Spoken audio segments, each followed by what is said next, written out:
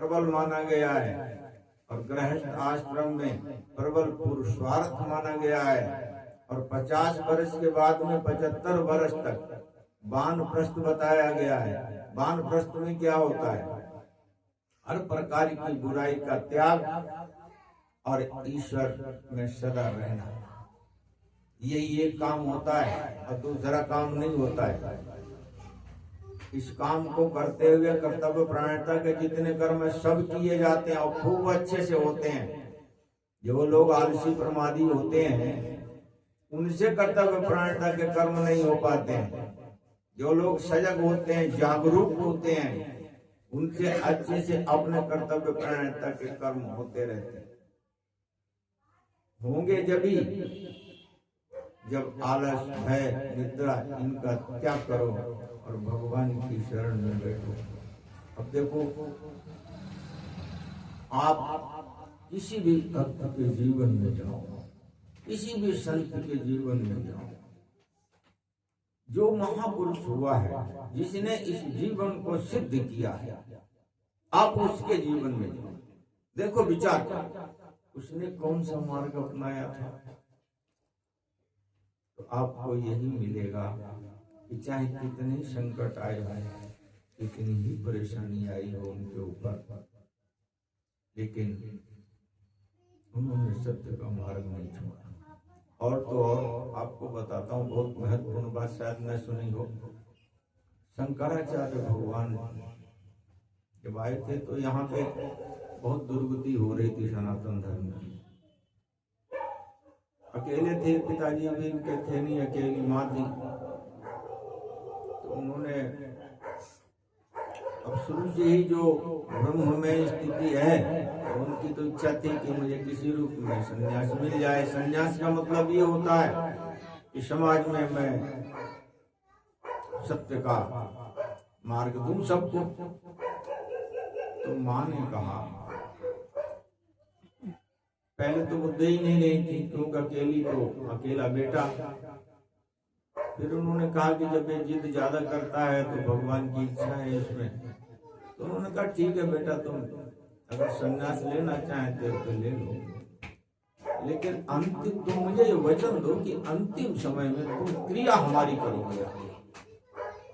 क्योंकि वो तत्वदर्शी महापुरुष थी, वो समझ गई थी कि ये दिव्य पुरुष है, ये अगर वचन देगा तो अंतिम समय की क्रिया हमारी यही करेगा। तब उन्होंने कहा कि तुम मुझे ये वचन दो कि अंतिम समय की क्रिया तुम हमारी करोगे। अच्छा, ये उन्होंने मांगा क्यों, ये भी समझो। अच्छे, उन्होंने मांगा इसलिए कि सन्यासी का ये धर्म होता है कि जिस जगह पर उनका जन्म होता है उस जगह का त्याग है। हमारे सनातन धर्म में वैदिक परंपरा में ये आता है कि जिस जगह पे किसी जीव का जन्म होता है और वो सन्यासी हो चुका होता है तो वो पूरा जिला छोड़ दिया जाता है और संपूर्ण संसार उसका अपना होता है, वो उस जिले में भी नहीं जाता है। तो ये उनको मालूम था ये दिव्य पुरुष है और ये आएंगे नहीं यहाँ, क्योंकि हर जीव अपने कर्म का फल भोगता है। तो उसी के आधार पे हमको ये छोड़ देंगे और अपने आप जो है संन्यास को धारण कर रहे हैं, तत्व चिंतन का विवेचन करते हुए समाज में उत्थान का कार्य करेंगे। इसलिए उन्होंने ये वचन मांगा अपने बेटे से कि तुम मुझे वचन दो कि अंतिम क्रिया तुम हमारी करोगे। अब जब उनका अंतिम समय आया तो कोई भी साथ में नहीं था। 5 पड़ोसी की तो बात छोड़ो, कोई भी नहीं था। अंतिम समय में कितनी तकलीफ होती, क्या होता है, कोई भी, न बहू न बेटा न कोई 5 पड़ोसी न कुछ, क्योंकि ईर्ष्यालु करते हैं। जब सत्य के मार्ग में चलते हैं ईर्ष्यालु दुनिया भर के खड़े हो जाते हैं। कोई नहीं था। माँ ने स्मरण किया शंकराचार्य जी का, अपने बेटे का। तो जैसे ही स्मरण किया तो वैसे ही एकदम इनके ध्यान में आया कि माँ का अंतिम समय आ गया है, अब मुझे एकदम जाना चाहिए। बहुत दूर थे, तुरंत आकाश मार्ग से ये आए हैं, देखा कि माँ अकेली है। महापुरुषों को दुख नहीं लगता है, महापुरुष यही सोचते हैं किसी भी रूप में इस जीवात्मा का परमात्मा में स्थान हो जाए। देखा कि माँ अकेली है, तुरंत उन्होंने जो व्यवस्था हो सकती थी वो की। कोई भी पास पड़ोसी नहीं था शंकराचार्य के माँ के दाह संस्कार के समय पे। तभी इन्होंने जो चौखट वगैरह होती है, क्योंकि जब पास में कुछ रखोगे नहीं तो ये दिक्कतें तो आती हैं। जो चीज पैसे से मिलेगी वो तो पैसे से ही मिल सकती है। तो इन्होंने कुछ था नहीं तो इन्होंने क्या किया कि घर की चौखटें निकाल करके और फिर माँ का दाह संस्कार किया। महापुरुषों के जीवन में संकट बहुत आते हैं, कम नहीं आते हैं, लेकिन सत्य का मार्ग नहीं छोड़ते हैं किसी भी रूप। भगवान महापुरुष एक ही मार्ग होता है दोनों का, और जो लोग छोड़ देते हैं, परेशानी आई, संकट आया, आपत्ति विपत्ति आई, जो छोड़ देते हैं वो किसी में भी गिनती नहीं आती और शुभ कर्म उनसे हो नहीं पाता। क्योंकि नियम और संयम ही तो एक सांचा ऐसा है जो इस मनुष्य को सदा पवित्र, उज्जवल और महापुरुष बनाता है। नियम और संयम एक सांचा ऐसा है, और नियम ही छोड़ दिया, परेशानी आई, थोड़ी सी तकलीफ हुई, और थोड़ी सी तकलीफ हुई तो तुम सो रहे हो, तुम्हें यही ध्यान नहीं कितने बजे उठना चाहिए, कितने बजे जागना चाहिए, कितने बजे हमें कौन से कर्म करने चाहिए। अगर तुम नहीं समझ पाओगे तो कैसे तुम महापुरुषों में, महान में तुम्हारी गिनती आएगी। आलस प्रमादी में ही गिनती आएगी, और आलस प्रमादी में गिनती आ गई तो 84 में पहुंच गए सीधे। अभी कुत्ते बिल्ली चूहे हैं, इनमें क्या विशेषता है? चाहे जब सोए, चाहे जब गाएं, चाहे जब चिल्लाएं। और इनमें एक और बात सुनो, कुत्तों में ये रोते बहुत, चिल्लाते बहुत, रात भर चिल्लाते रहते हैं। क्यों? इनकी आदत है। इन्हें भी मनुष्य शरीर मिला था, ये भी चिल्लाते रहते।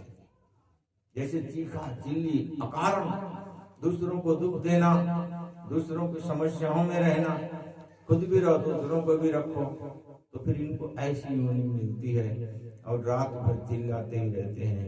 ये चिल्लाने में ही सुख समझते हैं, और जबकि कितने दुखी होते होंगे आप विचार करो। ठंड है, बारिश है, चिल्ला रहे हैं, चीख रहे हैं, न खाने का साधन, न पीने का साधन। इस योनि में क्यों जाओ? और जाता जीव क्यों है? जाता इसलिए है कि आलस प्रमाद में रहता है। आलस है, भय है, निद्रा है। यार भय किसका? संसार में भय किसका करना? ईश्वर से संबंध रखो। ईश्वर तो निर्भय कर देते हैं संसार से। एकदम संसार तुम्हारा कुछ नहीं बिगाड़ पाएगा जब तुम सत्य के मार्ग पर चलोगे। तो ये मार्ग ऐसा है, सत्य का मार्ग है। भगवान ने सब कुछ बनाया है, लेकिन विष उसी को मिलता है जिसने भगवान के चरणों का स्मरण नहीं किया।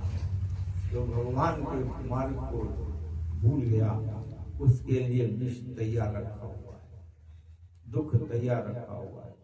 इसलिए बड़े प्रेम से, बड़े अच्छे से, हर विचारों से, चाहे जैसे ये समझना है हमको आपको कि अपने प्रभु जी पे विश्वास करो और शुभ कर्मों में परिणत हो जाओ।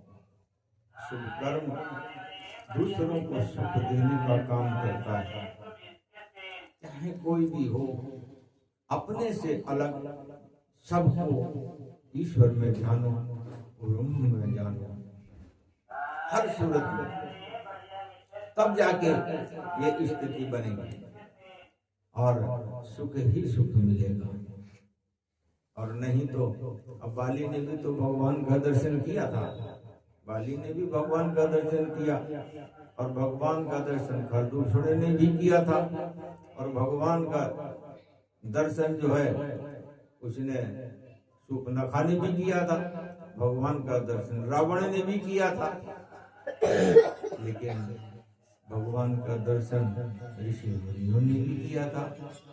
अब देखो ऋषि मुनियों के पास भगवान जब जाते थे, विचार करो, तो उनके दर्शन करते थे, बाद में पहले साष्टांग प्रणाम करते थे। खुद और लक्ष्मण जी दोनों, सीता जी साष्टांग प्रणाम करते थे। क्या उनमें विशेषता थी तो भगवान उनको साष्टांग का मतलब लेट करके पूरी तरीके से प्रणाम करते थे। और एक के लिए धनुष बाण है, और धनुष बाण भी ऐसा नहीं है कि किसी चीज की कोई कमी हो। ये क्या कहा, दोनों ही तो जीव इस संसार के ही तो हैं। संत महात्मा भी तो इस संसार में ही है, और दुष्ट आत्माएं भी तो इस संसार में ही है। एक के लिए धनुष बाण है और दूसरे के लिए साष्टांग प्रणाम है। इतनी बड़ी बात है, तो हम क्यों न वो मार्ग अपनाएं जिसको भगवान स्वयं प्रणाम करते हो। हम वो मार्ग क्यों न अपनाएं जिसको भगवान चाहते हो, संत चाहते हो। हमको वही उसी मार्ग पे निरंतर चलते रहना चाहिए, निरंतर चलते रहना चाहिए। बोलिए सच्चिदानंद भगवान की। श्री राम जय